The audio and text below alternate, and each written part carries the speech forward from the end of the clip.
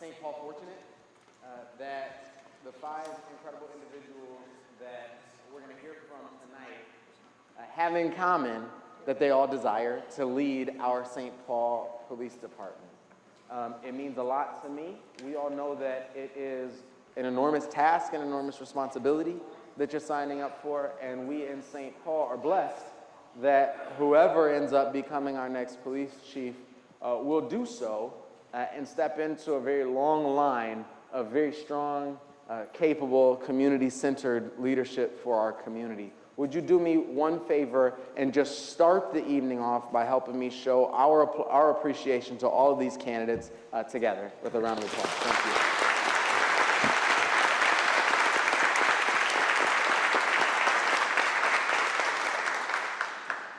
We will have an opportunity for community members, for all of you, to submit questions.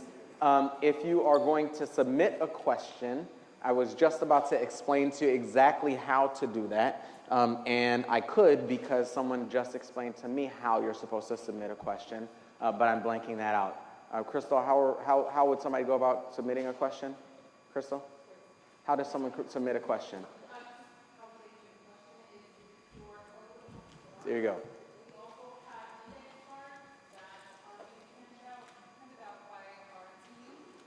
Thank you. If you're part of Team Index Card, would you just wave your hand so people can see who you are? So John's there in the back and has index cards, and there's a QR code on your sheet that you can submit questions. They will be magically fed to me, at which point in time I'll get a chance to ask some of them during the community Q&A portion of this conversation. I'll ask each of the candidates to introduce themselves briefly. I'll ask a couple of prepared questions that our council members that our candidates, have received in advance, and then we'll open the floor up. Following the community question portion, our candidates have agreed to make themselves available for one-on-one conversation sort of on the floor if there's follow-up engagement or follow-up questions desired. Ready to go? Let's get into the conversation. I'm Melvin Carter, by the way. I'm the mayor of St. Paul. And we will start by asking each of the candidates to introduce themselves briefly and share who they are and what makes you interested in being our St. Paul Police Chief. I'll start with you, Dr. Bailey Davis. Hello, everyone. My name is Dr. Jacqueline Bailey Davis. I am from Philadelphia, Pennsylvania, the city of brotherly love and sisterly affection. I was born in that city. I was bred in that city, in the largest, poorest, most isolated, and arguably the most dangerous housing projects, as it were, Passyunk Homes. For more than 25 years, I have committed myself to serving the citizens and residents of Philadelphia in the Philadelphia Police Department. I've worked in various bureaus such as patrol, investigations, and training, as well as special assignments to the Police Commissioner for Police Reforms, in which 95% of those reforms were implemented, as well as now I am a staff inspector in the Standards and Accountability Bureau Audits and Inspections. In addition to my work experience in the police department, I am a triplicate degree holder in a degree of criminal justice, education, and public administration, attending Lincoln University, University of Cincinnati, as well as Westchester University of Pennsylvania. I can certainly tell you that, as your chief of police, if I were to be your chief of police, I would be an active, visible, intentional, and authentic leader. I am a servant and transformational leader. I believe in social equity for everyone. I can tell you that in all of my years of living, I'm most proud that I've had the opportunity to have lived experiences. Thank you. Thank you.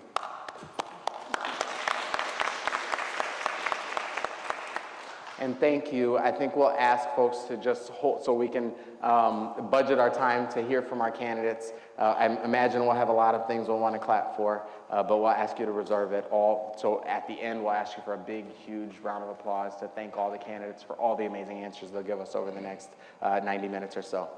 That was my bad, sorry. No, not at all. I appreciate that, Commander Berrien. Good evening, buenas noches, Narjan, Habin Wasanek, and Holloway. I'm still working on those. My name is Pamela Berrigan, and I want to thank you for your time, for coming and meeting your candidates as police chief. I also want to thank the candidates and wish you good luck with everything. I am honored to be here. I was born and raised in Ecuador, and I cannot believe that a girl that was raised there is now here, standing in front of you, sitting in front of you, as a finalist for the St. Paul Police Chief. I am very, very proud of my upbringing. I'm very thankful to my parents, to my husband, and especially to this community. This community has been my home for the last 31 years. It has given me opportunity to thrive and serve you for the last 26 years as a police officer.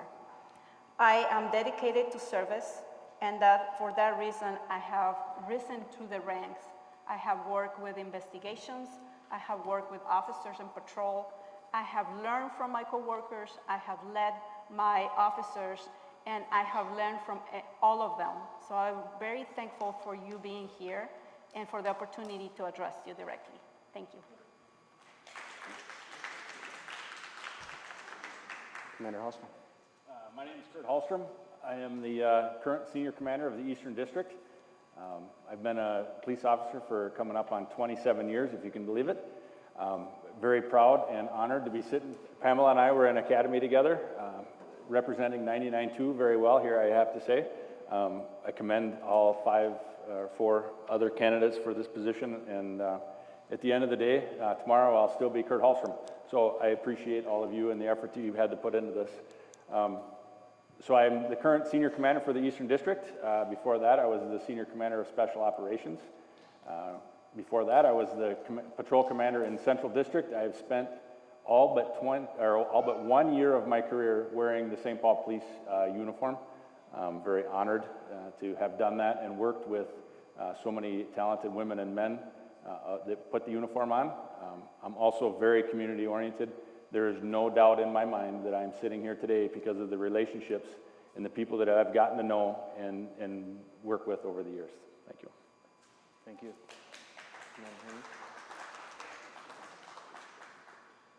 Hello, thank you for having me here. And again, congratulations to everyone here, and thanks to the folks for coming in. My name is Axel Henry, and I'm a commander with the St. Paul Police Department. I was born and raised in the city of St. Paul. I'm a proud graduate of Webster Magnet Grade School, Murray Junior High School, and St. Paul Central High School. I grew up here in the city, and this is where I also live. I'm very proud to be a St. Paul police officer. I've been a police officer since 1995. I spent the last 27 years serving the city, trying to be and work with the community to help everyone, to help folks out. I've worked in every major group our department has. I've been a commander for the last 12 years, and I've attended all of the training the FBI Academy training, as well as the Shannon Leadership Institute. And I'm interested in this position because I want to do meaningful work for the city of St. Paul. This is where I'm from. This is this town that raised me, and this is where I live. Thank you so much.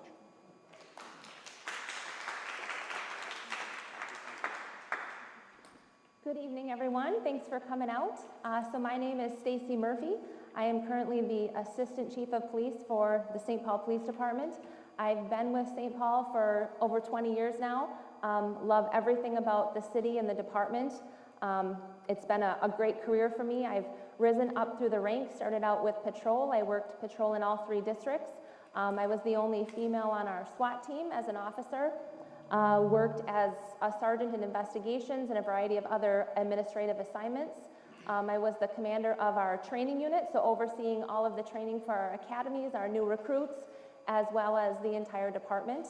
Actually, during the civil unrest that I'm sure everyone remembers back in 2020, I was promoted to a deputy chief of our community engagement division during a very turbulent time in our community.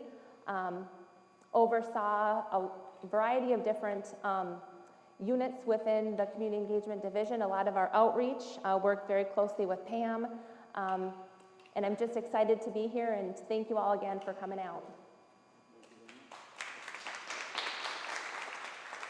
And we'll ask Commander Berrigan to start with the next question. My first question for you all is this: St. Paul has spent the last 2 years, at least, at the intersection of a national surge in violent crime that makes us all feel less safe and a strong demand for a new style of policing since the murder of George Floyd.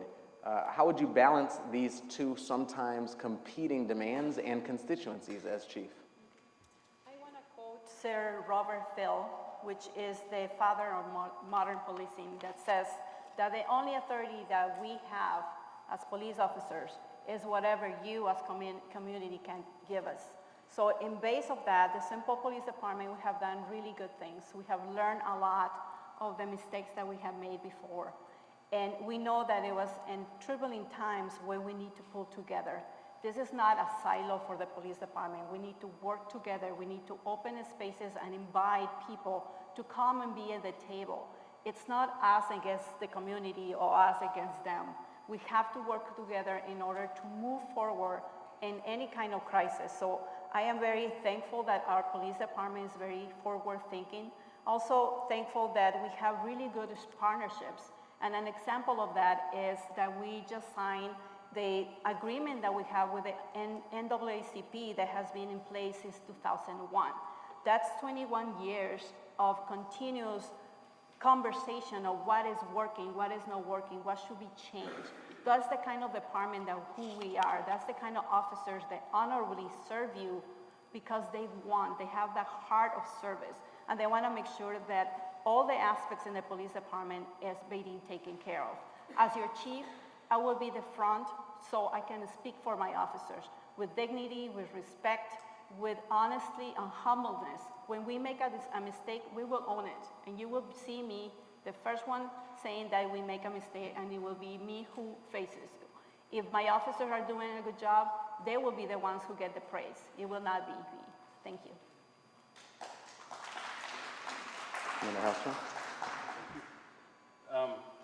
One thing I can tell you for sure through the relationships that I've developed and fostered in the community is that no citizen, no matter race, religion, creed, or color, is tolerant of violence in our community, no matter where that's coming from. That's one thing I consistently hear over and over and over again is we want to feel safe in our communities. With that, we also have to be mindful and careful that we treat people fairly and justly and with accountability. They need to feel that the system is in place for them, for their benefit, and respect for everyone. The job in the world has changed greatly over 20 years. We no longer work in a society that's Monday through Friday, 9 to 5. You should feel comfortable being able to go to the movies, go out and hang out with your buddies, go to the club, whatever it is, at all hours of the day without having to worry about being stopped by the police. We need to make sure that our officers are taking action based upon fairness and the facts of the situation and not based upon any biases or anything like that. We need to build the relationships with our communities so that the trust is enough to tell us who the victimizers are in our world. We need to have those relationships. People know who's causing harm in our community. We need to then take that and partner with our communities to facilitate a conversation on how we need to address that. The community needs to feel a part of the response. Henry. Thank you. At the heart of this question really is talking about these issues of the surge in violent crime and the demand from our public to have a new style of policing. And the question says, sometimes these are competing demands. Well, I don't think that they are. I think that they are answered by the same issues. I think the new way that our public is asking us to police our communities is to police it with us. It's the community are the police, and the police are the community. And that is going to be the new style with which we address the different problems in the community. Right now, I'm currently working with two other commanders on the Aspire program through the Office of Neighborhood Safety, where we're focused on just that. We're looking at working with our community to address law enforcement issues to deal with those violent crimes. So the feeling that those are competing issues, that is the new demand that we are all looking for. To work with our communities, to police our communities with the community and come together to identify solutions that work for everybody in the community. We talk about having processes. We want to make sure that those processes are known to everybody, that people feel involved in those processes, and those processes are fair. That's how we create credibility and authenticity with our communities, and those are really where the answers for our future problems lie. We have done this before. We know what works in our city. Success leaves clues. And if we come together as a community and create those answers for each other and with each other, we will be successful.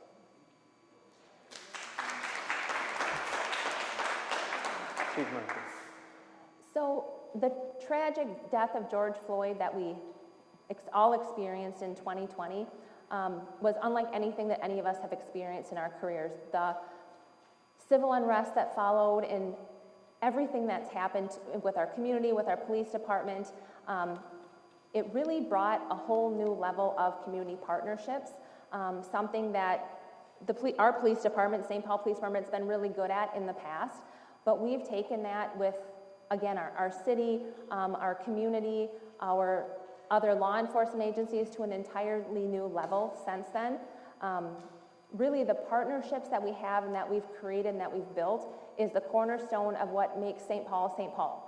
We don't do anything ourselves as a police department. We really rely heavily on the community, on the city government, all the different departments within the city to work together to find solutions to the rise in violent crime that we're seeing, all of the things that really affect the day-to-day lives of the folks in this community, the people that live, work, and visit St. Paul. It's our responsibility to help maintain that safety, but it's the responsibility of all of us to work together to find those solutions. Law enforcement doesn't have all the answers. We never have.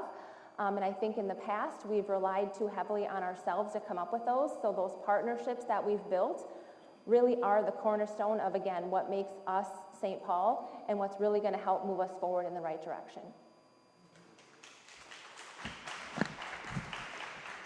Dr. Bailey Davis.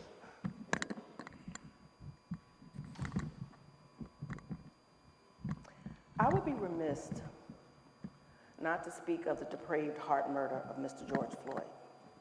I can tell you certainly that, historically speaking, all groups, with the exception of Black and Indigenous people of color, have benefited from police protections. But as your chief of St. Paul Police Department, I will ensure that all individuals in all communities, in all neighborhoods, will receive equitable services. What's the motto? Trusted service with respect? I can tell you that the balancing of these demands is quite simple. I'm a doctor of public administration, and there are different approaches that you can take. And in this instance, where we have historically ignored the needs of marginalized communities, the only approach to take is the political approach, where there's one representation from the community, from the citizens, your voice is being heard, you being seen, and you being valued. Then it's number two, the responsiveness of the police department, that whatever you say, as we work for you, that we institute what you want us to do. And then thirdly and lastly, it's about accountability. The bottom line is, when you talk about community policing, if it's not authentic, if it's not intentional, it's not going to work.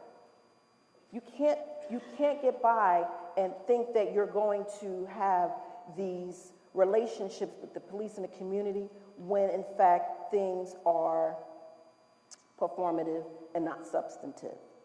So I'm just going to simply say, with that being said, I'm not here as a transplant from Philadelphia to come to St. Paul, 1,000 miles away, upending my life to check some boxes. I told you I'm a servant and transformational leader, and I'm here to serve and transform lives, and to ensure that everyone has that trusted service with respect. Thank you. Thank you very much. The next question will start with you, Senior Commander Hallstrom.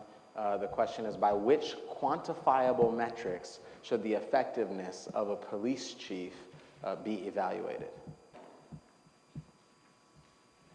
Thank you, Mr. Mayor.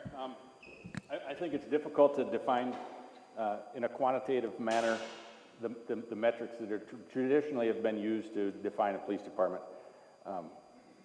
Traditionally been done with crime rates, arrest rates, things like that. It's easy to measure these areas, however, they often come as a cost to the community and to the communities that are most vulnerable.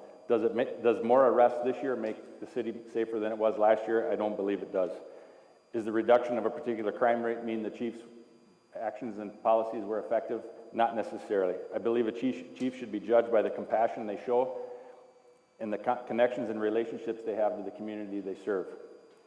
A chief should be judged by the culture of their department, the collaboration, cooperation, compassion, and partnerships that their officers show on a daily basis when they're out serving the community.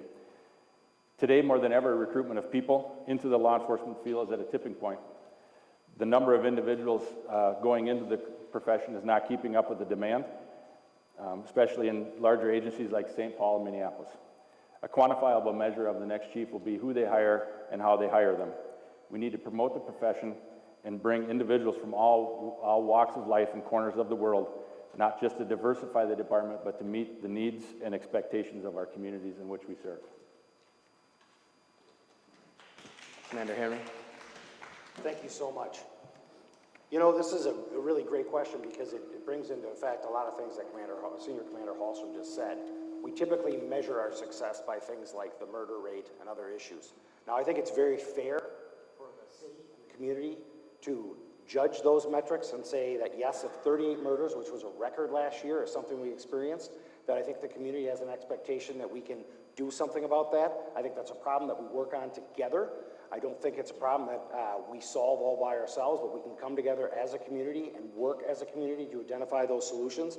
So I think that the data points and the typical things that we measure crime by are fair. They should be on the table for a chief of police, and the chief of police should have to answer for those things.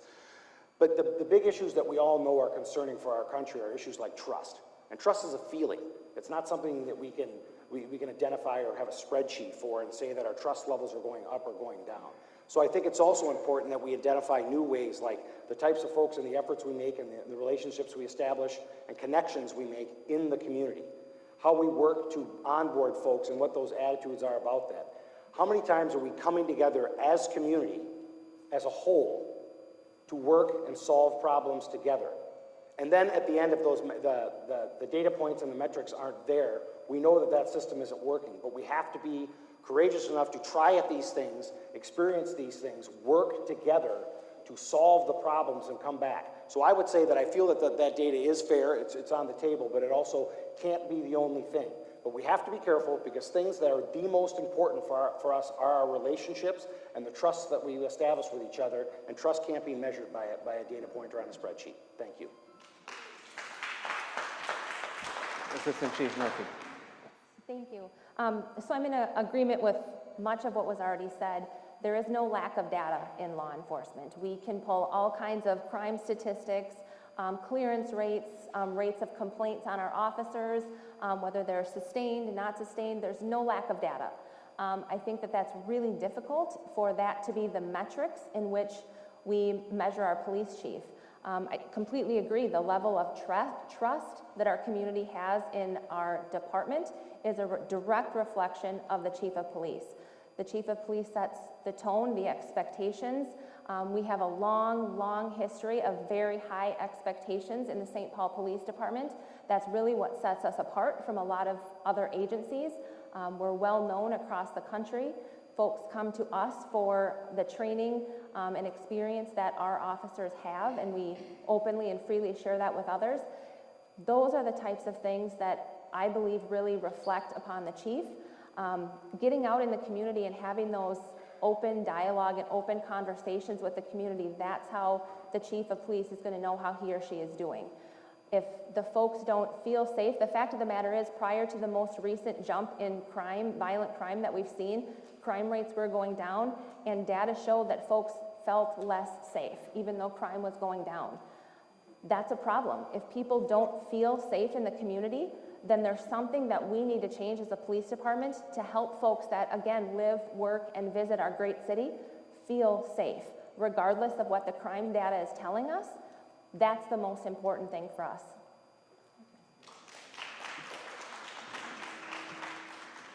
Dr. Bailey Davis. I can say that, ladies and gentlemen, I can concur with everything that the candidates have stated.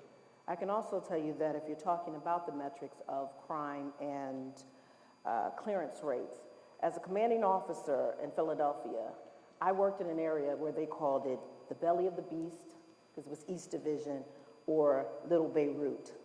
And I can tell you that I assembled and led an exceptional team of officers whom we authentically communicated and partnered with the community to the point where we resulted in double-digit decreases in violent and property crimes. So if I have to be judged based upon quantifiers of crime and clearance rates, I think I'm okay with that. But also I agree with the candidates when you talk about surveys. I think surveys would be an excellent idea for people to get more of a qualitative analysis of whether or not the chief is doing an effective job. I'm a hands-on individual. I'm active. I will meet you where you are. Regardless of your background, I will meet you at church. I will come to church. I will meet you in all instances. I love people. I believe that people of all backgrounds should have the right to feel safe, should have security, and most of all have the confidence in their police department to protect them and have a leader who is ensuring that they are all protected.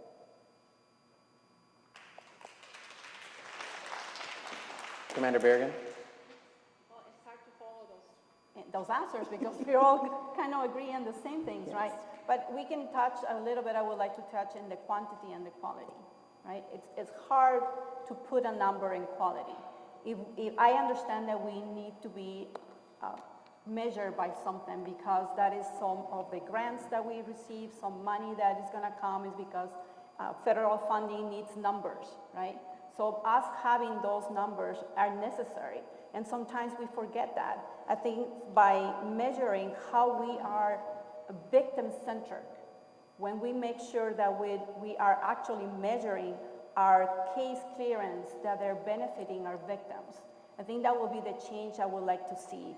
And also how we do our recruiting.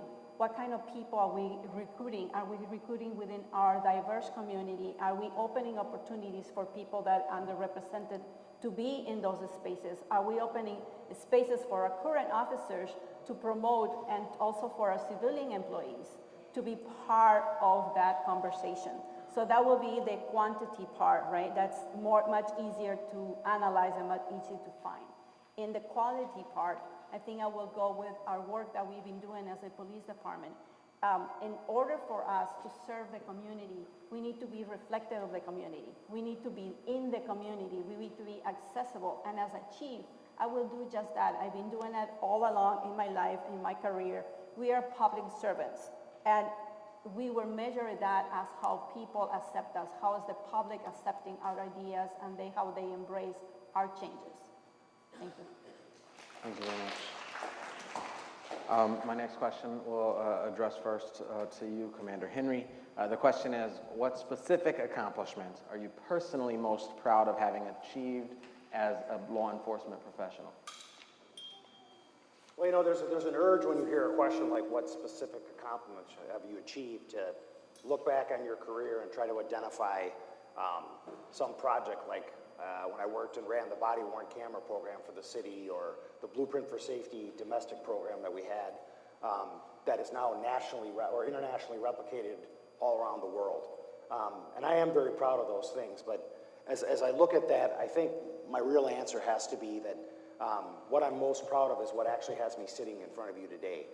I did not start my career as wanting to be a chief of police. In fact, I would have probably taken any bet you would have offered me that I would gladly stay in a squad car and been a patrol officer on the night shift for my entire career. I still love that job. I still really respect that job, and that is the backbone of what we do. It's the number one contact point we have with our public where you get to work. And so what brings me here in front of you today is the fact that a couple of years ago, I was approached by a number of employees on the police department and simultaneously a bunch of folks from the community. Again, like I said before, I live here, I grew up here, and so I think I really understand the city, and a number of people actually came to me and said, we really want you to consider to do this. And that was very humbling. It's something that I really hadn't spent a lot of time in my career focused on. I was kind of focused on the work that I was doing right in front of me, and the fact that not only the workforce portion of our community, but the external force of our community were all coming together at the same time and asking me to do this and asking me to consider applying for the chief of police job, especially at a time right now where, as the mayor has said, it's not a job that a lot of folks are looking to do. I think, I have to be honest, that's probably the most flattering and humbling thing I've ever had happen to me in my career. Thank you. Thank you. So much like Commander Henry, I've had the opportunity to be a part of a variety of different things throughout my career. I was the project manager to build our new training facility, which was an $18 million project, and quite honestly, going into law enforcement, I never thought I would be on a project to do construction work, but that was something that I'm very proud of. But the thing that I'm most proud of is regarding our Law Enforcement Career Path Academy. Last year, this is actually the first full year that it's been completely under the general budget of the police department. So prior to that, our Law Enforcement Career Path Academy, for those of you that don't know, is one of our feeder programs that has done a lot of work in helping to diversify our department. It's a program for folks that a lot of times are younger individuals within our community that didn't really have a pathway into law enforcement. The program helps them pay for some schooling, some college that they have. It helps provide them a stipend, some funds in order to be able to go to college and still live their life and raise their families. It's something that's been a really big asset to our department, but most recently working with then Chief Axtell in Mayor Carter's office, we moved that from a grant-funded program to being under the general fund. The reason that that's important is something I'm so excited about and proud of is because that makes the program much more sustainable. So moving forward into the future, this is something that future generations will be able to use to come into law enforcement, have a pathway to, again, help diversify our department and really pull from the homegrown talent we have right here in St. Paul. I would say my greatest accomplishment is being an effective servant and transformational leadership in my community. I can share with you without a shadow of a doubt that I have undoubtedly shared and given so much of my time, talent, treasure, and truth to ensure that not only my community members, but that my officers all have access and opportunities to have the best quality of life. And in doing so, I will share with you some of my actions. And I want to let you know that I'm not bragging, I just bless.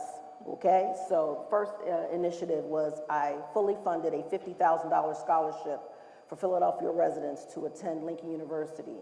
In addition, I've ensured that I actually provided financial literacy seminars for officers as well as community members to ensure that they are fiscally responsible and also ensuring that they can make means of taking care of themselves financially. Also, I have provided mental health first aid training to officers and supervisors to make sure that they are healthy and making sure that they're totally fit for their duties. Also, working with SELF. SELF is a homeless organization in Philadelphia where we all came together and provided our personal funds to ensure that 23 cremains which were left in the city's morgue, that they had a dignified burials for those 23 cremains. In addition, reentry initiatives.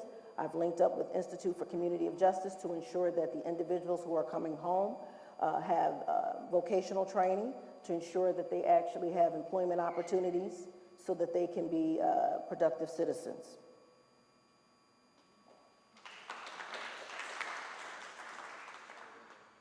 And 26 years, pick one thing, right?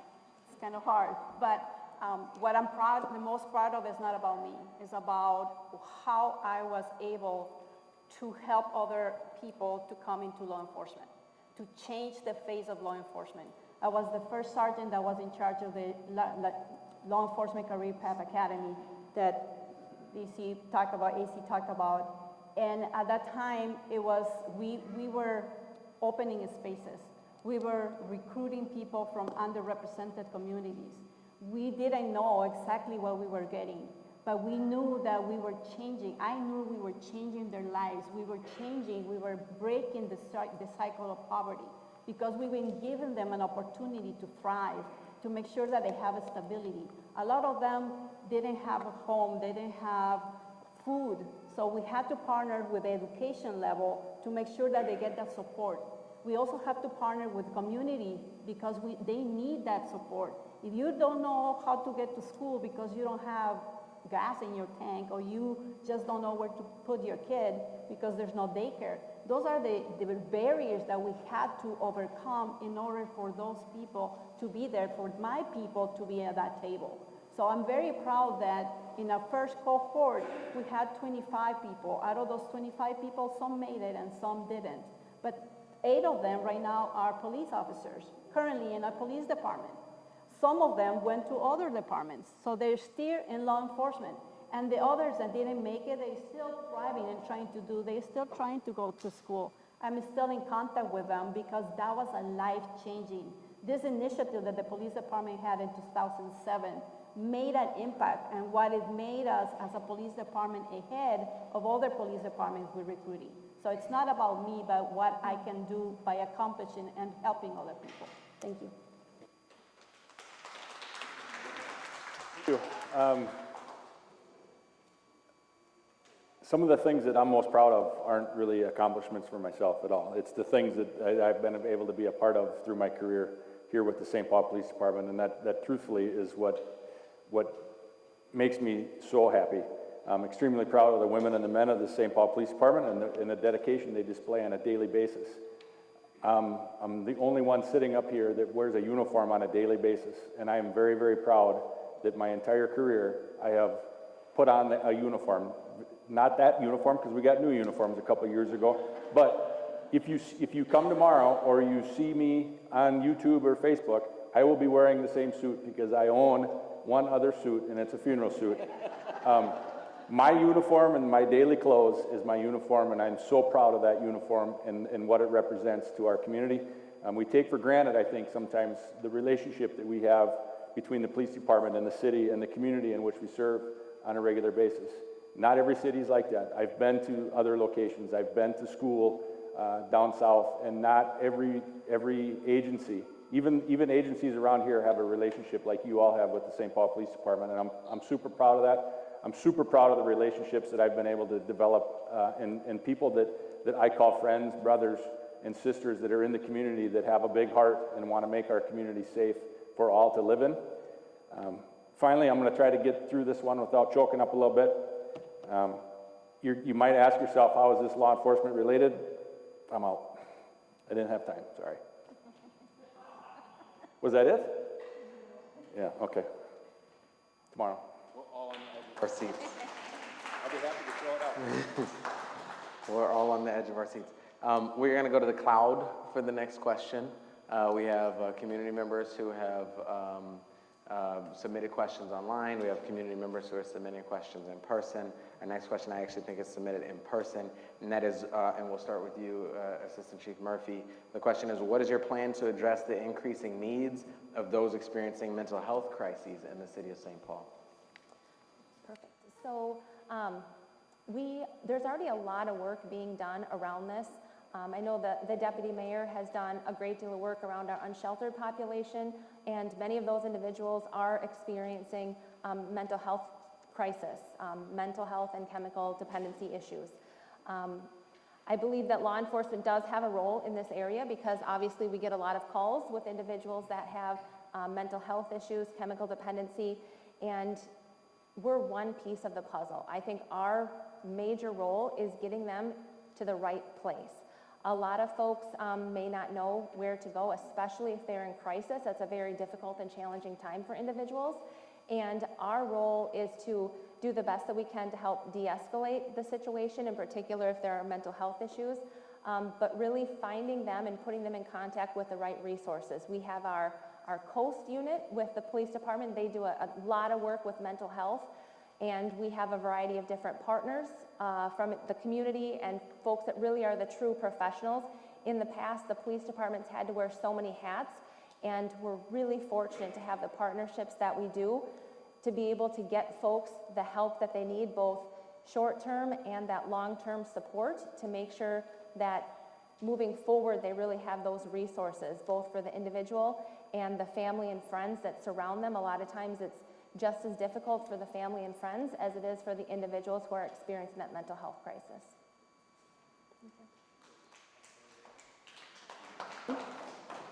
I would actually piggyback off what you said. I agree everything that you said. But in particular, I think there's a need for police officers to have mental health first aid training to be able to help individuals who are experiencing mental health issues. And the reason I say that is because a few months ago, I was working weekend command, and I went past 19 out of 21 police districts and spoke with my officers, and I could actually tell that something was just not quite right, whether it was the public rhetoric or just dealing with the everyday stressors that they deal with. I said to myself, how can they be able to help other people deal with mental health issues if they're having mental health issues themselves? That was the deciding factor for me to ensure that they have mental health training. Mental health first aid training is similar to CPR, that it helps you to identify when you are having or experiencing mental health issues or crises, if you will, and if an individual in the street is experiencing the same type of situations and how to get help. So I would say with the co-responders response, it's very important, as well as the community outreach and making sure that individuals get the assistance that they need proactively, so things that we don't have to respond to incidences that turn either deadly or deadly. So thank you. I think all of us are touched with mental illness, and some families or some family members more than others. So this is a communal work. This is a communal effort that we need to do together. We need to do the training, but not just the training for the officers. We also need to do the training and make a space available for training for the families. There's a lot of families that they just don't know how to deal with maybe a teenager or an adult that's having mental crisis. This is something that we have dealt as human beings for many, many years. We just didn't call it what is being called right now, and it's not being in attention like it's been now.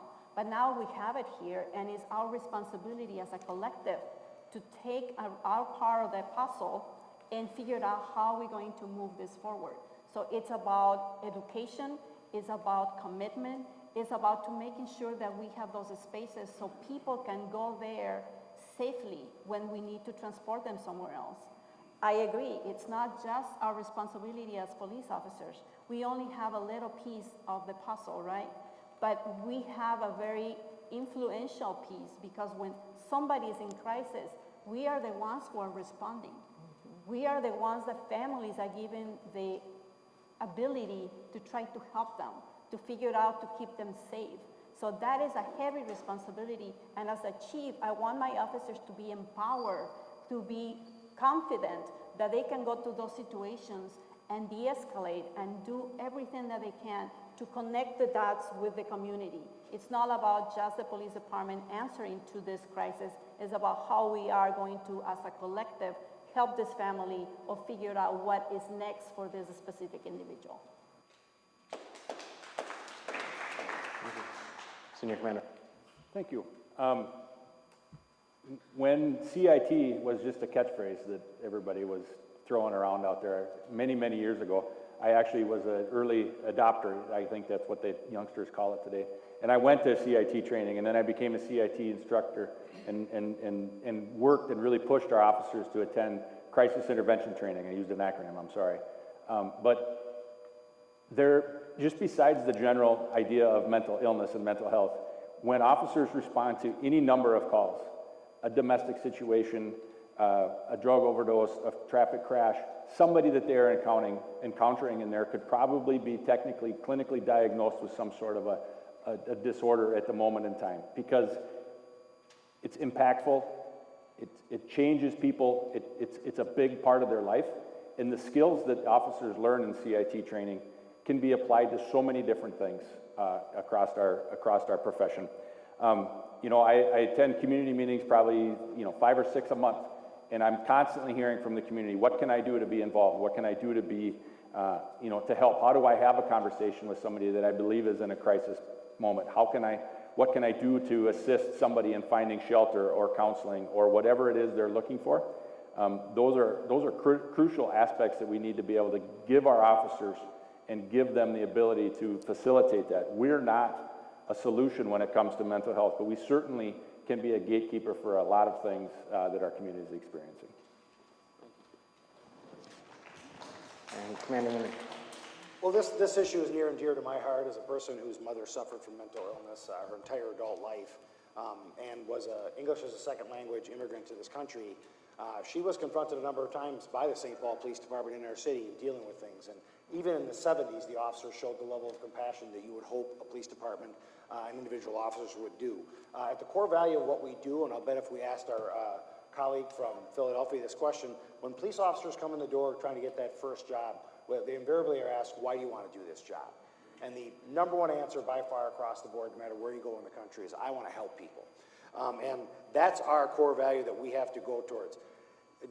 Training with dealing with mental health issues isn't a specialty in our police department. It's a basic requirement that we send all of our officers from the chief on down to attend. It's something that we know is at the core of what we do, and it's a requirement, and we wouldn't allow for anything less. But it's a moving target. We have to stay on top of that. The path to excellence is not going to stand still for us. We have to keep pursuing it and making sure that we, as we move forward, we get better and better at those things. And it's very clear, as everyone else has said, this is not something we need to go at alone. In 1995, the migration towards us taking more mental health calls became more prevalent. And at that time, if folks remember, the police were saying we might not be the best solution for that, or at least not on our own. It's a good thing we're moving back to that unified platform. We're in a city right now with an Office of Neighborhood Safety that really wants to bring in a holistic approach to that. And that's something I think we can all embrace and be very excited about. Thank you. We will come back to you, Dr. Bailey Davis, to start the next question. And the next question is, what is the biggest public safety challenge facing St. Paul right now? And how would you leverage data to inform your approach to addressing it? Well, the biggest public safety threat, I believe, from the research that I've conducted is gun violence.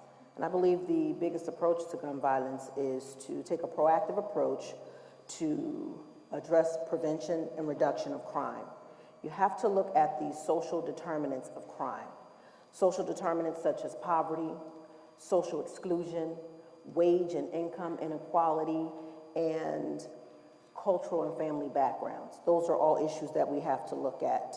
I would say, in addition, when you think about issues of poverty, it's difficult to tackle issues of poverty because poverty is a wicked problem. And a wicked problem meaning that it's difficult to solve because it's changing, it's unclear, it's just hard to pinpoint what the actual issues are and the needs that's actually causing the poverty. And what was the other part of the question, Mayor? The question was how you would leverage data to address the challenge. Oh, I would leverage the, I'm sorry. Data? Data, yes. I would leverage the data in terms of leverage it by a whole community approach.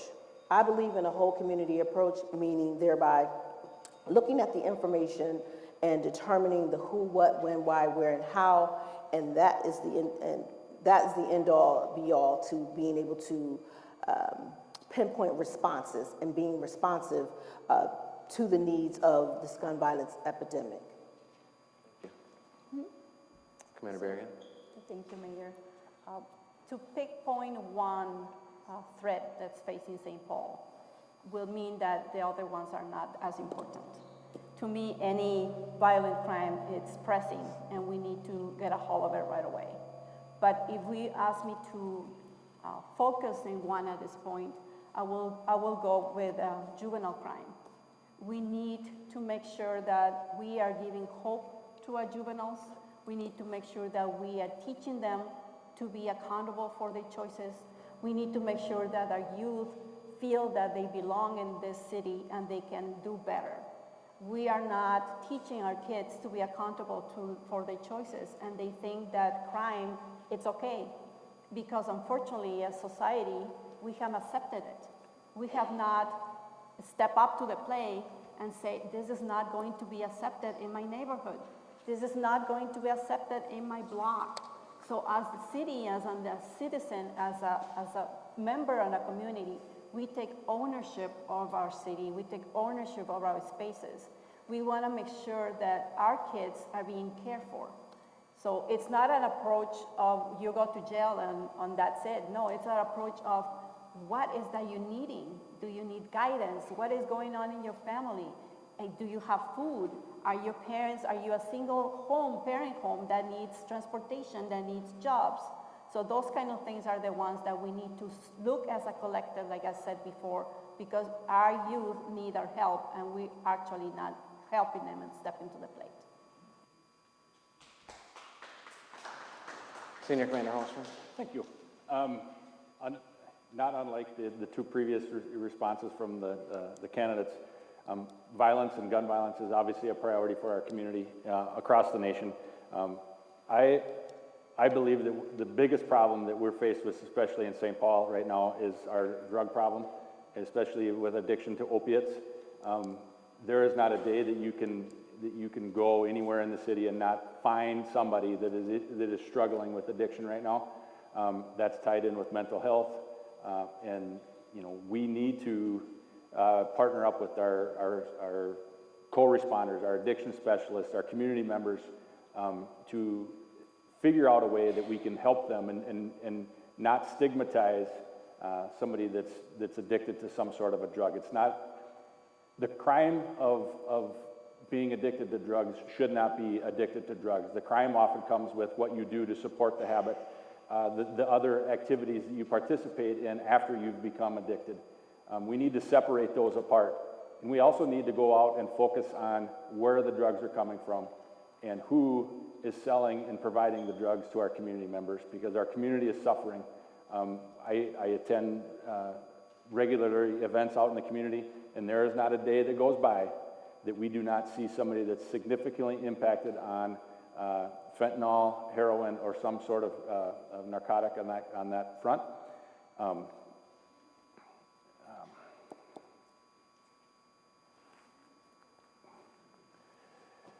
Sorry, I lost my thought, but that's it. Narcotics, thank you. I think a lot of really strong points have been made, and it's hard to argue with any one of them. I think probably the biggest overall public safety threat is the crimes of violence, and I think part of that is that they're driving everything else. I think the threshold has come down so much for what is now acceptable behavior that other behaviors then become more believable or doable by our public. I know what it feels like. My spouse and I's house was hit with gunfire. I'm a St. Paul resident. It can be very disconcerting. You're in one half, you're hoping it was you were to the target, because then you could at least try to solve that crime. The other side of it is, if it's random, you think, well, can this just happen anytime I'm not here, or how it's going to work? So I think it's the overall crimes of violence we're dealing with. Clearly, gun violence is a huge part of that, but violence in general has to be addressed. How would you use data? I'm kind of known as the data guy in our police department. I have the dubious honor of probably being the only person up here who has a degree in accounting. The last chief and all the other chiefs used to receive the crime stats and the data from me, and it was actually called the Book of Axel, which I found out a couple of years after I started doing it. But we use that data to be very precise about how we approach crime problems. When in 2021, when we had the big surge of carjackings in the 7-county metro, I was actually with another commander asked to be put in charge of that, and we did just that. We used data to very specifically pinpoint where the problems were happening and who was driving that behavior. And we ended up driving those numbers down so low that the actual robbery numbers for the city of St. Paul were lower in that year when we had a spike over a 2-month period. It can be done. We can do it by working together. We have to be smart, and we have to be precise.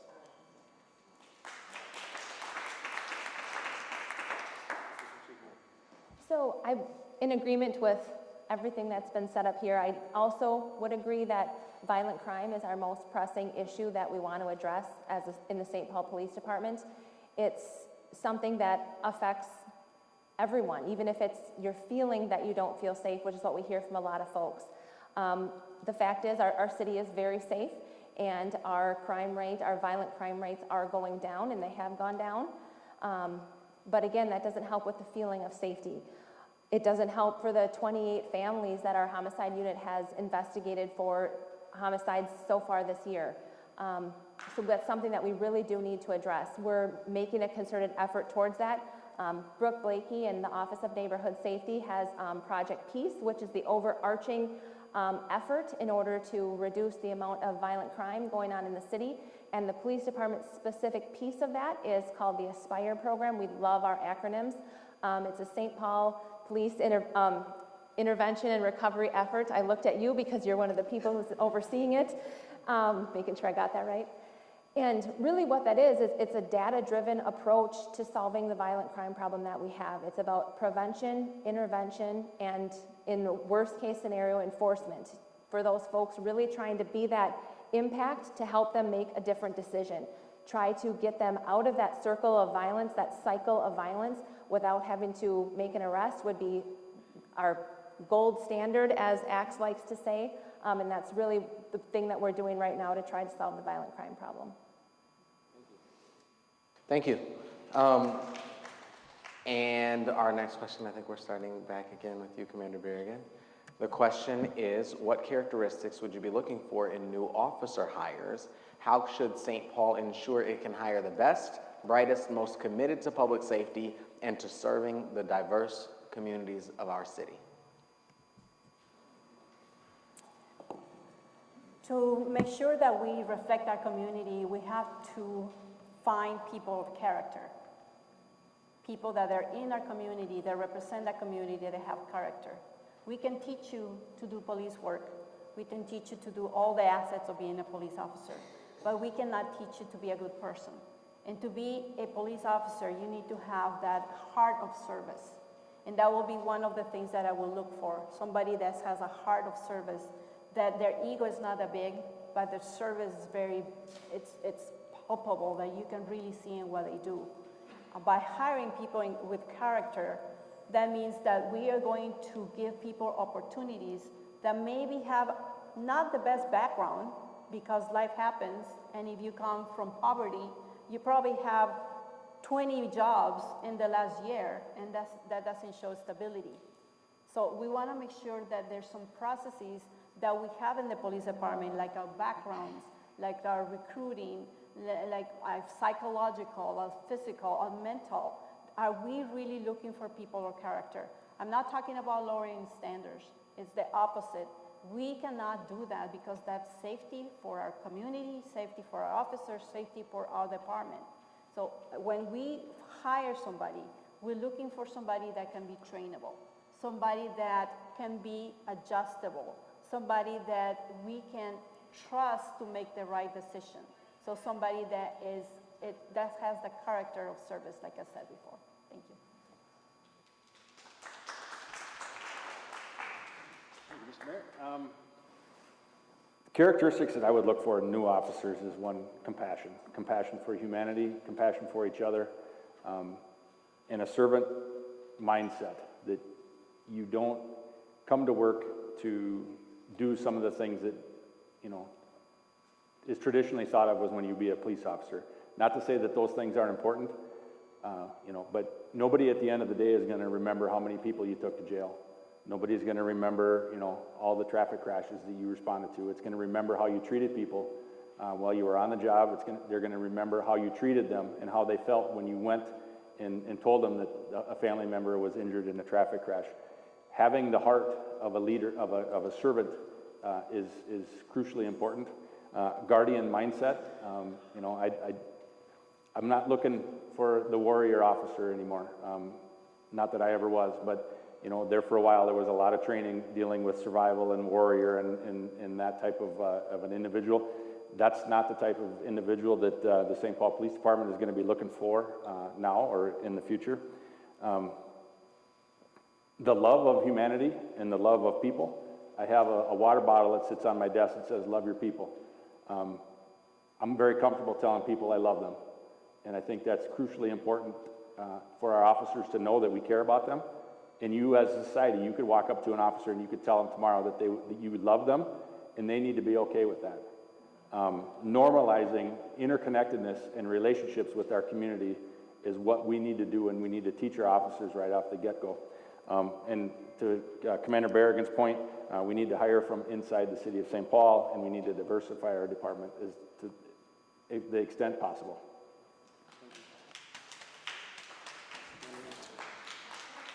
Well, if you're sitting out there, you might wonder if it's better to go first or if it's better to go last.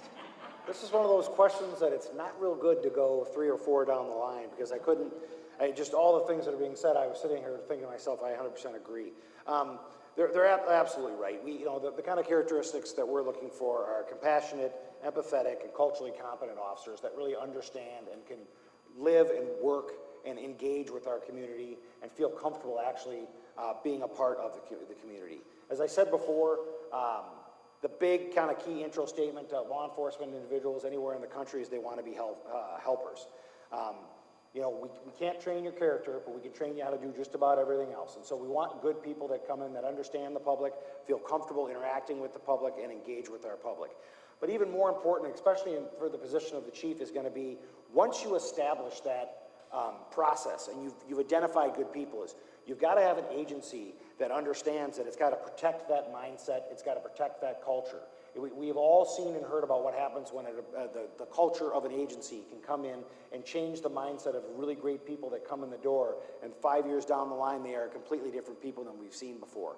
And culture trumps everything. And so we've got to make sure that not only do we do the onboarding in the most appropriate way, but that we as the stewards of the police department and of this part of our community we're making sure that it's protected, it's reinforced, and it's celebrated, the types of behavior that we've all been talking about up here. Thank you. Assistant Chief. So I think it's really important to hire the head and the heart. So what I mean by that is pretty much everything that folks have set up here already. We need people that have good, solid decision making, people that can think under stress, under pressure, because that is a very important key component to what we do. But we also have to hire the heart, people that have the heart for service that Pam was talking about. It was actually kind of funny when I first heard the question. The thing that came to mind is, well, we need people to do things the St. Paul way. And those of you that live in St. Paul know what that means. There aren't the words necessarily to describe it, but it's the St. Paul way of doing things. Those of us that live and work here, we understand what that means. That's engaging with a community, that's really being open and willing to come and be part of the solution. We're a big city, but a small town feel. And I think that's why I love it here so much. And that's really one of the key things that we have to hire. And that's why I think looking at our homegrown talent is so very important. We have to do a much better job of engaging with our youth, our high schools, to really show them the pathway into law enforcement. We have so many people in our own community that I don't think even realize that this is a possibility for them. This is a great career. I've had magnificent experiences, got to meet some wonderful people, both on the department, within the city, within the community. There's so many things that I want to just bring these folks into, but we have to do a better job of showcasing what that looks like. So I think really looking at our homegrown talent here is what's going to help the department. David Davis. I would agree with all of the candidates, but in particular, I believe that the characteristics that are important, one is integrity. You have to have integrity. Even as a leader, if you don't have integrity, you have no possible way of influencing anyone. And people don't trust you when they believe you don't have any integrity. Also, James Q. Wilson, sociologist and author, once said, has 3 principles of policing: the service-oriented style, the watchman, and legalistic style. Well, I can tell you that communities and color and marginalized communities aren't looking for legalistic and watchman style solely in their communities. They want service-oriented styles. So we want to make sure that these officers can be service-oriented. Also, we need individuals who can stand in the face of courage when facing issues of racism within the department and the relatives of racism and all the other isms. And having that courage to stand forth and say, this is wrong. As a police officer and even as a police commander, I've had to deal with those particular issues. And I can tell you that I stand whole and I stand firm in protecting others, and we need to have individuals who can do that. But lastly, we have to have individuals who have great interpersonal skills. I've never met a stranger.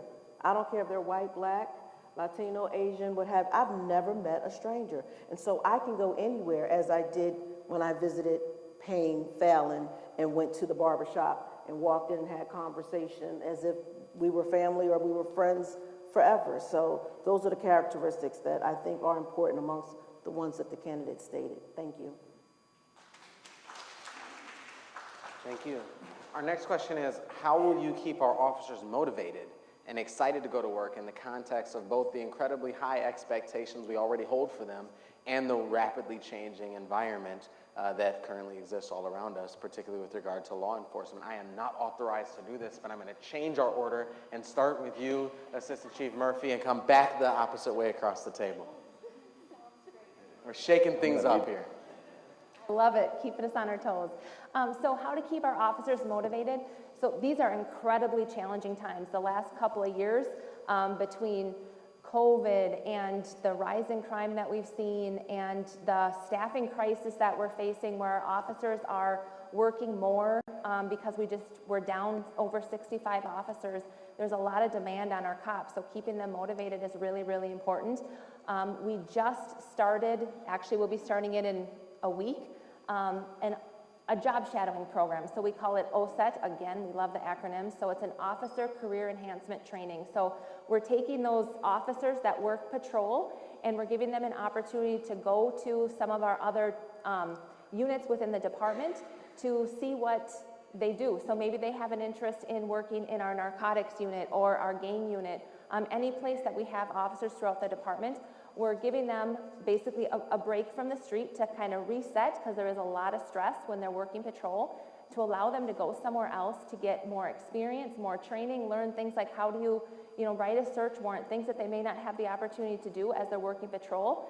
And also part of it is to help, relight that fire. Our cops are really, really good at what they do, and that's one of the ways we're helping to keep them engaged. The other, really, it involves working with the community. This past weekend, we had our Faith in Blue event where many of us went out to a variety of different churches within the community, and just seeing the welcoming atmosphere that we had, that really helps revive and engage us and really brings back that fire. So those are some of the things I would do. I'm super happy about this question as well, and the reason why is this is probably where I spent the brunt of my discretionary time, is conversations with both individuals and groups of officers who really right now are struggling at a time in this career where some of them have lost sight of or a real understanding of what their purpose is. We have a crisis of purpose in this industry, but we have, and it's hit our department as well. And so we have to have really frank conversations, and that's a really important mantle that the police department or the leadership has to wear. We've got to remind them of how important what they do. I literally lend every email or conversation I have with anybody, whether it's written or verbal, with what you do matters. Don't forget that. It's really important out here what you do. Our public needs the very best version of us that we can produce, and that only happens when we have real believers in what they're doing, and they remember and they have their mind on those issues. I believe, and I've said this a lot out in the community as well as inside of our department, I think although the next chief here has to be a factory floor chief. I think our people need to see that person. They need to be engaged with those people, and they need to really be explaining to our folks the why behind what it is that we're doing. And so they can really feel a part of that process. Our workforce is no different than our community. They want to know that there's a process. They want to know that that process there is something they're a part of, and they want to know that it's fair. So we have to make sure that they all understand that. And then we need to create opportunities for them to be engaging with our public in ways that aren't just those 5-alarm fire emergencies when there's a shooting or something, so they can actually get back to the helping piece that they all came on board here to do. Thank you. Senior Commander Hallstrom. That was a long question. I hope I get it all. First thing I think is important is lead by example. I've never asked an officer that works for me to do something that I myself was unwilling to do. Thoroughly, the best parts of my day are being out on the street with the members of the community and the officers. It seems to me that where I go, it makes it safe for them to follow, and that's one thing that I really like to do. Leading with integrity, that was already set up here today, but there's nothing harder on the morale and the desire to go out and do good work in good employees is to be tolerant of poor behavior, or poor attitude, or poor performance in others, and addressing those is difficult, but it's something that's crucially important for the overall success of a department. Praise the successes of the officers. There's almost no day that I've ever worked that there's not something that we can give praise to an officer for. Those little moments in time will go a long ways, and how much that will buy you down the road. One positive comment, or one, hey, I really appreciated what you did on that call yesterday, will make up for a dozen bad days or instances where they had to go out and and break some bad news or respond to a horrific crash or whatever it is they do. They leave something with themselves every time they go out to do those things. When we have the opportunity and the time, give the officers a voice. And why are we doing what we're doing? This is why we're doing it. Thank you. Thank you. Commander Berrien. You stole my first sentence, actually. But I have to repeat it because it's true to who I am. Lead by example. I will not be in a situation or put an officer in a situation that will not be myself, that will not do it myself. If that might be directing traffic, or that might be just, cleaning the office because somebody spilled some coffee and didn't want to clean up. Those kind of things are leading by example. I think we motivate our officers by listening to them, by making sure that they're being heard, not just by saying, yeah, I know what you mean. No, truly having those spaces where they feel comfortable, where they feel safe, that there's no scrutiny, and it doesn't matter what's your background, it doesn't matter if you had a good day or bad day. We celebrate you for being a police officer in our department. We celebrate you that you have a family, and the family is very important. We need to recruit your family because your family is your support at home. If you're not doing well at home, you're not gonna be a good officer for me, and I'm gonna have to figure out what we can do to do that. So we need to recruit the family. We need to integrate, making sure that the officers really feel that they're being heard. And we also need your help. We can tell our officers how wonderful they're doing and how great they're doing, and they believe us. But when they hear from the community a thank you, when they hear somebody saying, hey, I really appreciate you being here, when they see a card from a group of kids or the community saying, we appreciate your efforts, that speaks more volume than anything that me as a chief could tell them. So thank you. Dr. David. I would first say, I agree with everything you all said, but I also would say supporting your officers. I know for me, I work in a city that's 1.5 million residents, and you all had 28 homicides. We had about 562 last year. But death is death, and life is life, and it's all to be respected. But with that being said, some of our officers are truly drained with having to work 12 and 15-hour shifts back to back. I work with a phenomenal group of officers, so I do everything that I can do to support them, whether it's simply, hey, how you doing, you all right? Giving them mental health first aid training, making sure, most importantly, that I'm approachable. Sometimes they would say, when I first came to my district, they said, Captain, you come in and you speak. I'm like, I'm not supposed to speak? Yeah. Hi, how are you? How's everything going? We're all human beings. It's like, I'm not, just because I'm a commander, I'm not up here and you're down there. We're all one.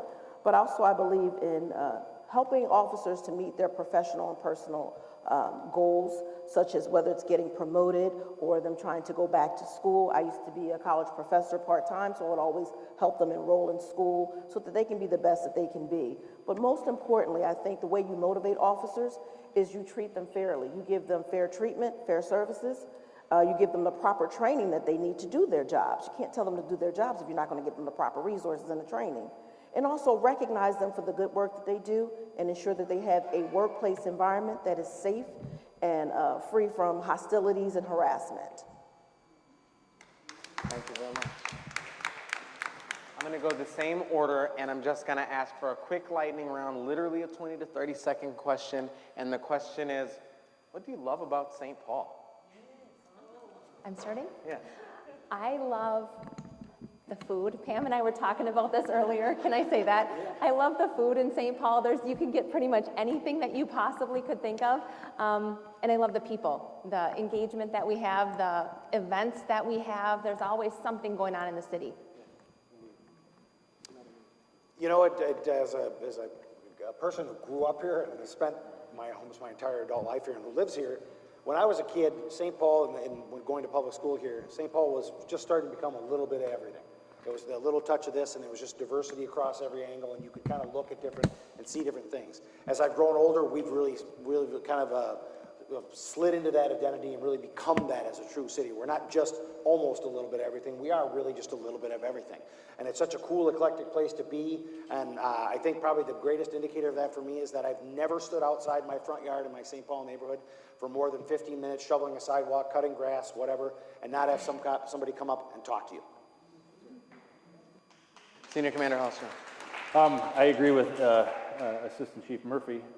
The food is one of the best things about St. Paul, and I say that a little bit, a little goofily, but I've lived other places for short periods of time, and I always come home, and I am so blessed to have such a diverse community that has good, authentic food, and you take that for granted. And then I just love the fact that this auditorium is full of people that gave parts of your life and your night to come here and hear what we had to say. And that is to be commended, so you should all give yourself a huge round of applause for coming out tonight. Oh, so many things that I love St. Paul besides the food, of course. We are an inclusive city. We have 114 languages that are spoken in our district, in the school district. We represent who we want to be. We are here, and as an immigrant, I felt this my second home. 31 years ago when I came here, I didn't want to go anywhere else. This is where I belong. And we are so welcoming that people want to stay here. We are honestly open-minded. A lot of people say that, but I can see our city, they really embrace the diversity, because it doesn't matter if you were born here or you came somewhere else, you're here for a reason, and the reason is to make our city stronger and to move forward and make sure that everybody in our city thrives and they can get the goals, or whatever that might be. So I love the city because it's St. Paul. What else can you expect? Well, although I'm from the city of brotherly love and sisterly affection, I have not had a chance to really love the city, but I can certainly tell you that what I appreciate most about this city is that you all are indeed progressive, and that's what's needed. I mean, you have a $15 minimum wage, no shade on my current city, but we're still at $7.25. In addition, you all have reforms of social equity and financial empowerment. I'm just excited if I can have the opportunity to be here. And also said this is the city, the most lived city or best city in America, most livable city in America. I think I could get used to that. That's right. I think I could get used to that possibly. That's right. Well, thank you so much. I appreciate all of you. We still have one more round. I'm going to ask all of you to give us sort of a 60-second closing statement of sorts. But it would be remiss of me to not acknowledge all the folks who have made this happen. I want to just acknowledge this search process was a large process that consisted of an enormous number of people. Like usually when I'm in front of a group of folks, I have had probably the lightest lifting to do to get to the place that we're in. And I just want to acknowledge there are people in this room from our city's Human Resources Department. There are people in this room in the mayor's office who have worked very hard on this search process. Would you do me a favor and just give them a round of applause? Wave your hands. HR folks. Where's our HR folks, our mayor's office folks? I have to acknowledge our examining committee. We had a large examining committee who all of our candidates met with first. That was chaired by former City Council President Kathy Lantry and also Sasha Cotton, who did an incredible job, and we appreciate them forwarding the names forward to us. And also, as I mentioned, how honored I am that all 5 of you would even seek and spend your time seeking to become the leader of our St. Paul Police Department. That really is a testament to the quality and caliber of men and women who serve our department. Would the officers and civilian staff and retired officers, I know there's at least one in the room, please just wave your hand so we can give you a big round of applause as well.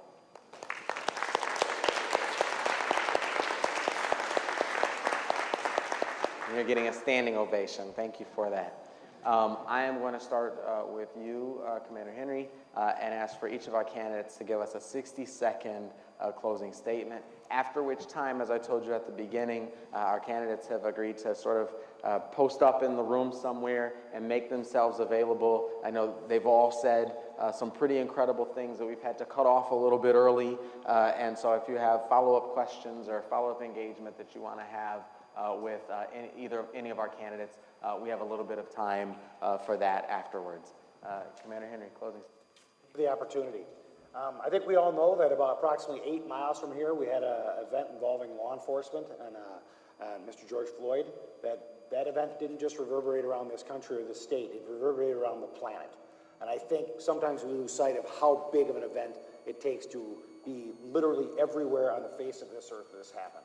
I bring that up not because I want to bring pessimism to the conversation, but as a person who's from here and who lives here in the city and interacts with both our police department and has a leadership role there, but also is very involved out in the community, I know one thing for certain. We have the ingredients in this city, and we have the will and the ability to create an event to coalesce around that can literally have the same amount of impact around a positive event. We can come together as a community and start to actually bring healing and be a role model, not just for our partners across the river, but for every police department in the country. I really believe this. People will ask me sometimes, well, I have to see that before I could believe it. I tell people, I can see it because I believe it.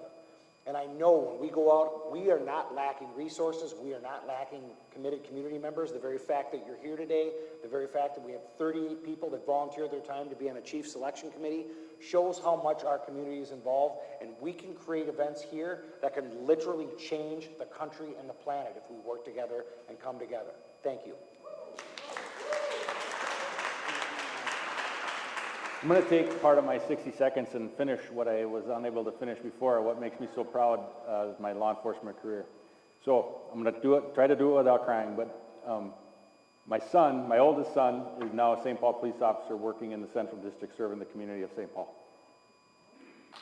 My other son is currently enrolled as a paramedic, medic firefighter in Chippewa Valley Technical College with the aspirations of coming back to serve the community of St. Paul. So I'm very proud of them, and I'm clearly the servant heart that I believe that I have followed me home on a daily basis. I'm also very proud of my daughter, and she's a senior in high school, but I don't know what she's going to do. But you know, I just wanted to take the opportunity to say that, you know, no matter what the decision that the mayor makes, very difficult decision, the city of St. Paul is going to be in good hands, whether it's internal or the good doctor at the end of the table. Be honored to work for any one of them as we go forward.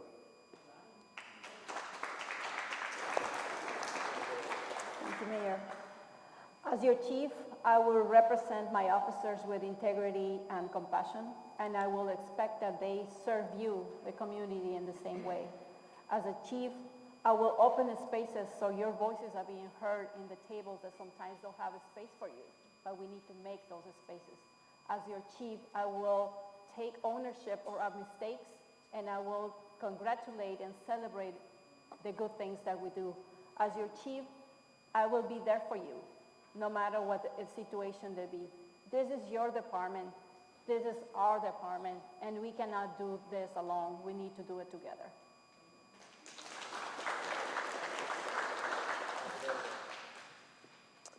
Ladies and gentlemen, former Chief Axtell said in his 21st Century Policing summary that the time for change is now. I am that change, ladies and gentlemen, for St. Paul.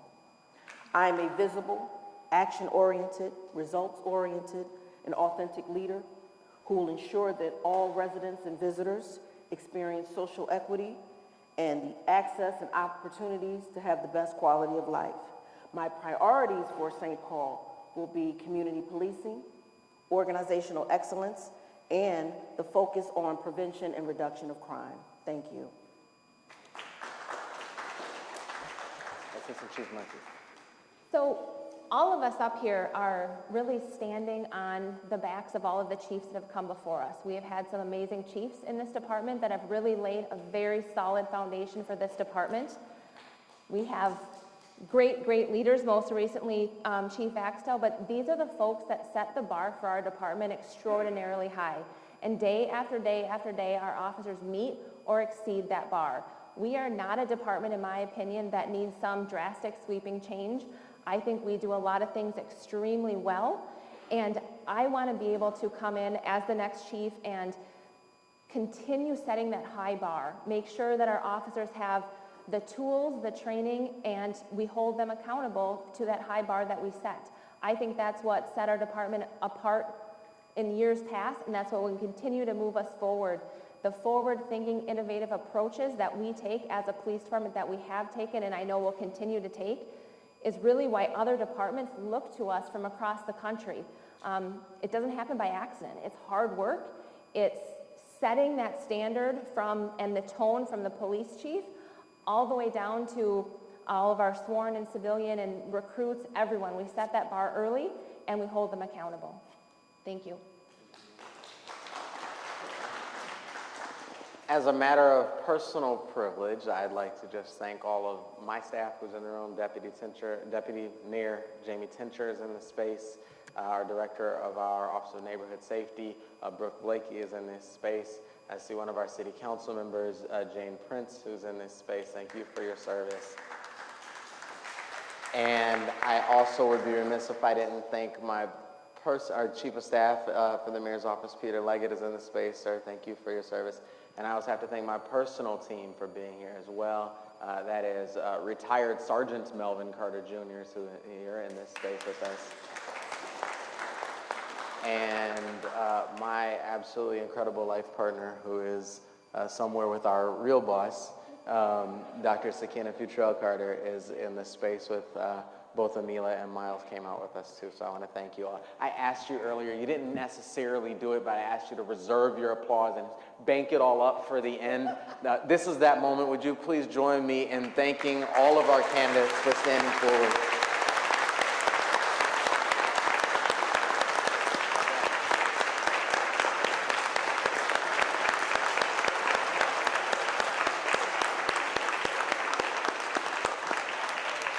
And with that, our stage portion of this conversation is closed. But again, our finalists have agreed to make themselves available here a little bit as we make our way towards the exits. Thank you all for coming out tonight.